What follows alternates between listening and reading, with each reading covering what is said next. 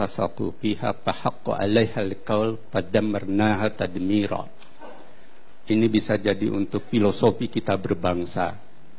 Jika Allah Tuhan itu menghendaki sebuah bangsa itu hancur, maka dia biarkan para elit bangsa itu untuk berbuat sekehendaknya, al-mutrafun, lalu diingatkan oleh mereka yang membawa kebenaran, Rasul dan siapapun yang membawa kebenaran. Dia tetap tebal muka, dia tetap ugal-ugalan, dan dia tetap gegabah, dan bahkan dia terus berjalan dengan kesalahan dan keserakahannya, lalu bangsa itu menjadi hancur. Nah, ada 3 hal yang membuat bangsa ini menjadi retak. Pertama adalah sifat sembrono dari mungkin warga bangsa atau elit bangsa, siapapun dia. Dan sikap gegabah sembrono ini lalu menjadi culture, lalu dibenarkan oleh publik gitu ya. Kemudian yang kedua, sistem yang luruh, yang lemah. Jadi sistem tidak lagi sistem hukum, sistem politik, kemudian tidak bisa lagi tegak di atas mana yang benar, mana yang salah. Semuanya menjadi serba abu-abu. Lalu terjadi suasana yang uncertainty, ketidakpastian. Dan ketiga, value. Nilai-nilai kita berbangsa yang disampaikan Pak Zul itu tidak dipahami, tidak dihayati, cuman dihafal.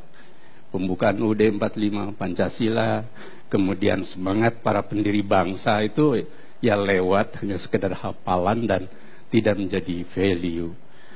Tapi kami optimis karena arus besar kita ini sebenarnya masih ada dalam sebuah semangat untuk bersama. Bung Karno bilang Indonesia akan tetap tegak ketika ada gotong royong.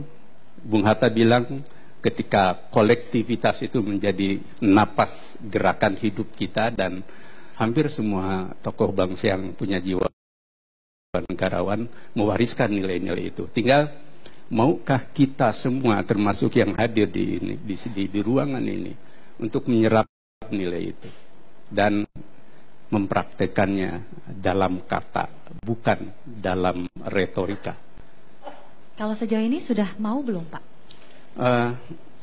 Itu berpulang pada hati. Tidak usah pakai nurani, nanti jadi hanura. Jadi Pak Wiranto. Pada hati dan kalbu masing-masing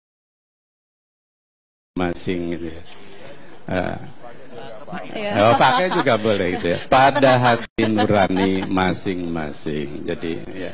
Sebab siapapun dia tidak pernah bisa membohongi dan mendustai hatinya. Nah, tinggal begini. Kami Muhammadiyah, Nahdlatul Ulama, dan kekuatan-kekuatan agama di semua sudut negeri ini sebenarnya punya semangat yang sama bahwa retak wajar, ibarat sebuah rumpun bambu yang dia bergerak dan kadang juga saling bergesek gitu ya. Tetapi kita harus terus berdialog dan kita terus mencari jalan, tapi kuncinya ketulusan. Jadi selama kita masih berpura-pura, selama kita masih memaksakan kehendak, dan selama kita masih juga ingin ugal-ugalan di tengah keprihatinan rakyat kita,